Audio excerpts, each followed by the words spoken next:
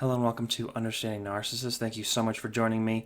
In this episode, I want to talk about people who are full of it, full of nonsense, and that's usually the best thing that they're full of. It's usually negative feelings and hate or what have you. And the same people who hurt you and waste your time. This is less of an informative video and more of a rallying cry in that at least what I'm going to assert in this video is that you kind of already know who wastes your time, right? We can all be time wasters, we can all be full of it, but it's the people who are just like that perpetually, where they're always doing that and ultimately wasting their own time. But that's on them, that's up to them. But it's when they waste your time. And as I've gotten older, that's something that's really sort of hit me again and again because time becomes ever more scarce as you get older. And I'm not really old, but I can see how hard it is to get the most out of your day, right? And what's most important to you. And narcissists are master time wasters, but they're not the only ones. And I'm not going to go down criteria exactly of how to spot people who waste your time, because I think that might be the wrong way to go about it. It's not that we have to spot the people who waste our time, it's that we have to stop wasting our time on the time wasters. Because you kind of already know. And the hardest part, at least with me, and I think probably with you too, especially given how this is a channel about narcissists and you've had to deal with narcissists and the vulnerability that narcissists exploit in you, is committing your time to people who just waste it and hurt you and do all kinds of destructive things. And I think what we have to do is notice really how we're feeling in that regard, in that way. The abusive type people are full of it. They're full of nonsense. It doesn't actually make sense because they're full of justifications, and the justifications are supposed to bridge the gap and somehow explain away the difference, the great contradiction between what they say and what they do. So when you start to come around to the idea that abusive people are liars, and in any instance they can be lying to you, and I don't just mean understand it cognitively, but I mean like actually start to emotionally accept it, and you start to view it as such and feel it that way, then you're always sensing it, and you can sort of see it coming from miles away, these kinds of people. But the thing is, it has to do with sort of a weakness to them and a desire to help them in some way or give them something. I think really what happens with enablers, especially enablers who get real sick or bad into this emotional abuse thing and they start supporting it, they think they're doing good. Somewhere they think they're doing the right thing. And maybe it's because it's in their best interests to stay ignorant or keep things the way they are so they don't have to handle them. Like, say, when a family falls apart because of a narcissistic spouse. It's going to happen anyway, even if there's no divorce or anything involved. Narcissists destroy families. They make them and then they destroy them. What you have to change within yourself in order to not be so committed to this machine that is really used purely for destruction, because it doesn't help anybody, and especially not the narcissist, but especially not you.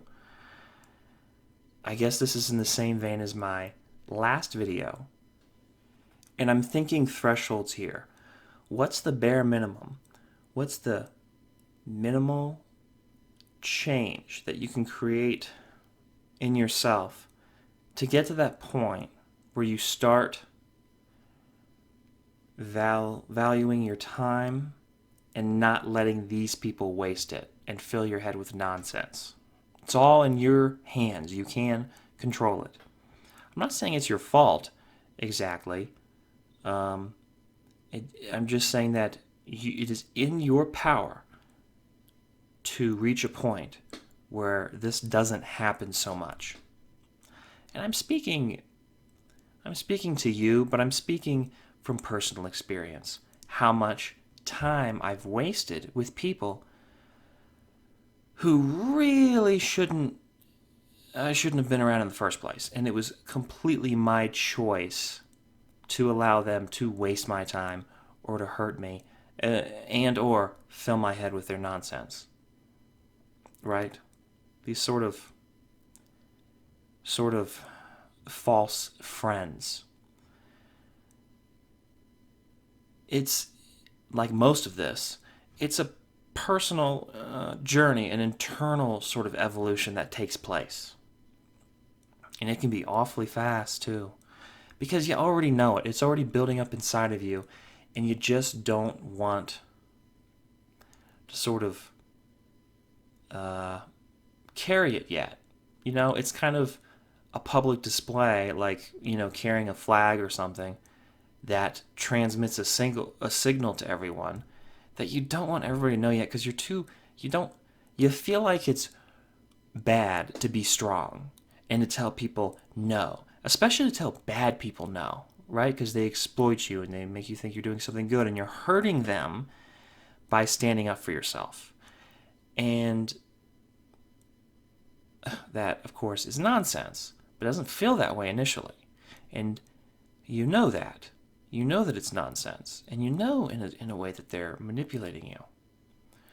So what's that little push? Because once it starts, then you can build up that momentum and you get stronger and stronger. But that threshold you have to cross where these people really aren't a problem for you anymore, and you're not as weak to them. There's always that resistance, so that you're not worth it, because you're not a complete stooge who's willing to give up everything for this person who gives and creates nothing, right?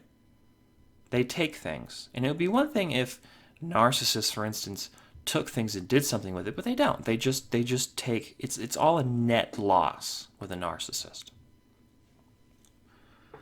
And so, and this is so preachy of me, and that's why I want to be careful in this video, because it's a little too personal, perhaps, but the setup or a situation, the environment where you are valuable,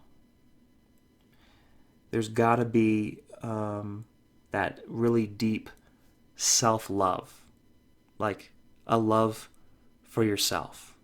And what makes you feel that way, even if it's uncomfortable? Other people loving you, real friends, really,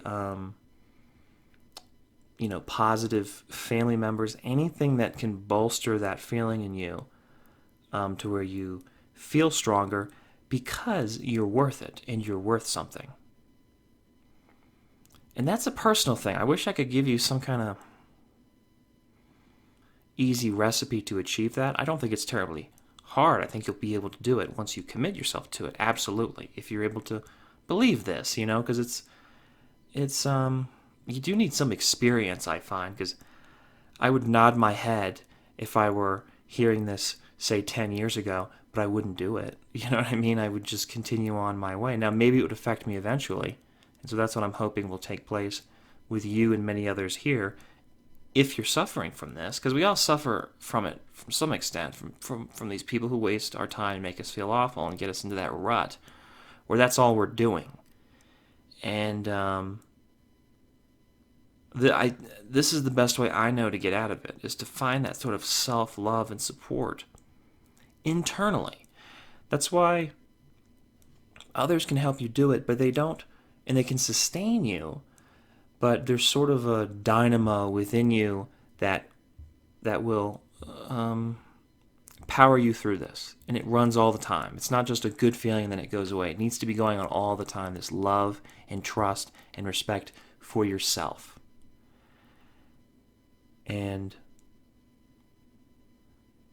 of course, a great bonus of that too is that the time wasters and the emotionally abusive type people, and especially the narcissists, that probably wards them off more than anything else. That's where you draw your strength from, your compassion for other people, but that real faith and loyalty to yourself, as you would protect your child or your best friend or a family member, a loved one.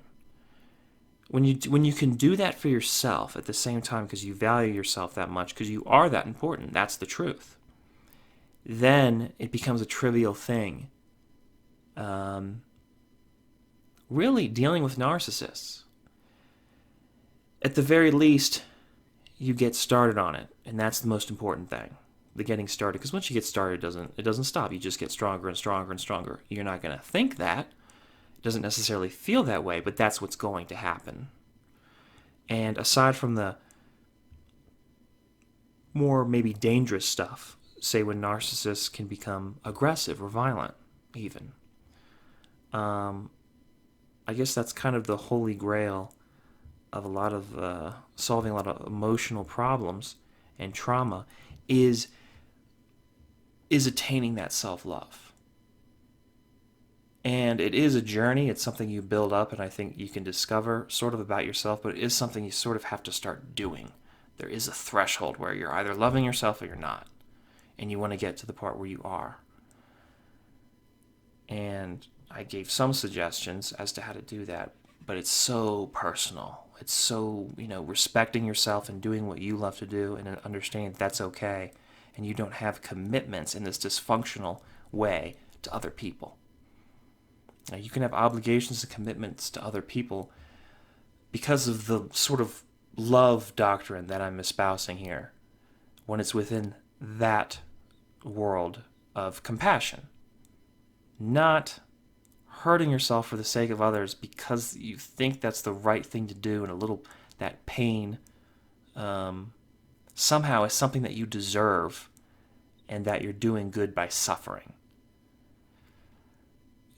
Life is full of plenty of pain already, and you have to suffer already for the things you love, but don't do it for the things and the people who don't love you, are never going to love you, are never going to care about you, and are never going to be helped by any way from your own destruction. And I guess you fall into that if you're doing this. That's something you fall into as well, is you're sort of hurting yourself for yourself because that's what you deserve, or that's somehow something that is your fault, right? When it's really not. You have to make it's a choice. It's a process, and it's something that happens naturally, but it's also a choice. It's an active choice to love yourself and value yourself as a human being and what you are worth to others. And this person is not finding you of any worth. And that alone is sufficient. And I guess I dare say, really revealing that they're not really worthy of you themselves. And there are always those valuable people out there who will contribute to your life, that you can contribute to their lives, and that it's a mutual thing. And it should really, for the most part, always be a mutual thing. Anyway, I hope you liked this video. I hope I didn't talk on too long or get too cliche with my coverage of these topics. I hope this video helps you. Share it with somebody you think might also like it and benefit from it. Comment in the comment section below about what you think of this matter, if I covered it well at all. And really, the process of learning to love yourself and value yourself so that you don't let others value you for you. You see what I mean? Now when I think about it, it's kind of a problem of going around trying to get others to value you and then working your butt off to impress and please the people who don't value you and don't care about you and never will, right? Because you're not doing it yourself.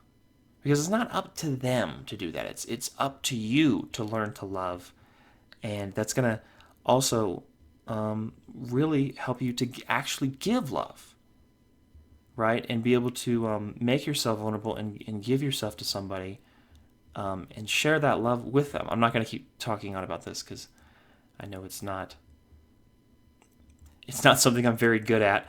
But yeah, what is your opinion on that matter and how you think how to achieve that? Because that's something maybe if you're older than me, you have more experience, or even if you're not older than me, that I just don't know that well. But I think it's something that's so important, and however elusive a topic or even feeling that it is, to try to discover and create in yourself, then how do you achieve it? Just the gravity of this matter and how important it is. How do you go about making it happen and implementing it? Anyway, share your thoughts, any of your thoughts. I would love to hear them. I know others would like to hear them. Subscribe to the channel if you haven't already. Thank you so much for supporting me, this channel, and this cause. And I will see you in the next episode. I hope you have a wonderful day. Bye.